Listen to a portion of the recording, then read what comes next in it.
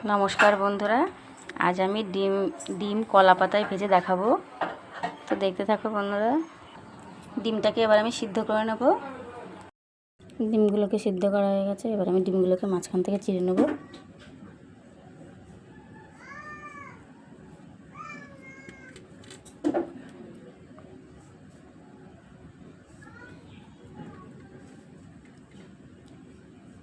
এইভাবে সবকটা ডিম আমি মাঝখান থেকে চিড়ে নেব।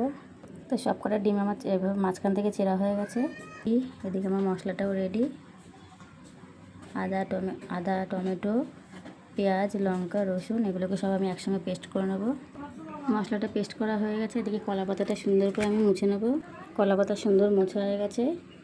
এবার আমি কলা পাতাতে একটু তেল মাখিয়ে নেব। গ্যাসটা জ্বালিয়ে নিয়েছি আমি। কলা পাতাটা একটু গ্যাসে ছেঁকে নেব, তাহলে সুন্দর নরম হয়ে যাবে কলা পাতাটা। দেখো কলা পাতার কালারটাও চেঞ্জ হয়ে যাচ্ছে। তো আমি এই মশলাটার মধ্যে দিয়ে নেব গোলমরিচের গুঁড়ো, কাশ্মীরি লঙ্কার গুঁড়ো, হলুদ গুঁড়ো, পরিমাণ মতো লবণ দিয়ে দেবো। এবার এটাকে একসঙ্গে তেল দিয়ে মেখে নেব। তেল ঢেলে দিয়েছি, তো এটাকে একসঙ্গে আমি হাত দিয়ে সুন্দর করে মেখে নেব। এবার কড়াইটা নিয়ে নিয়েছি, কড়াইটার মধ্যে আমি একটাকে কলা পাতাগুলো সাজিয়ে নেব। কড়াইতে কলা পাতাগুলো সুন্দর করে গুছিয়ে রেখে দিয়েছি। এবার আমি ডিমগুলোতে মশলা মাখিয়ে নেব।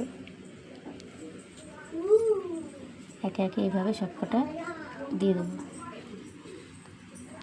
সুন্দর করে সাজিয়ে নিয়ে আমি গ্যাসে বসিয়ে দিয়েছি। হালকা আঁচে বসাবেন অবশ্যই, বেশি জোরে দেবে না, তাহলে কলা পাতাগুলো পুড়ে গেলে আর কিন্তু ভাজাটা হবে না। তো আমি গ্যাসটা জ্বালিয়ে দিয়েছি। এবার এটা কিছুক্ষণ হতে থাকুক। এবার এটাকে আমি ঢাকা দিয়ে নেব। তো দেখো বন্ধুরা, রসটা টেনে গেছে, বুঝতেই পারছো হয়ে এসছে। এই দেখো, এই যে সুন্দর। এবার আমি এটাকে উল্টে নেব। এই দেখো বন্ধুরা, আমি সুন্দর করে উল্টে নিয়েছি।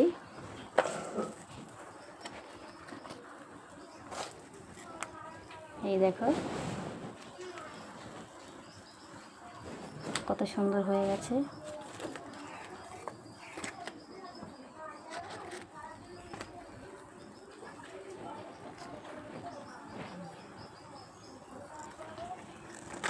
এটাকে আমি আরেকবার দিয়ে নেব।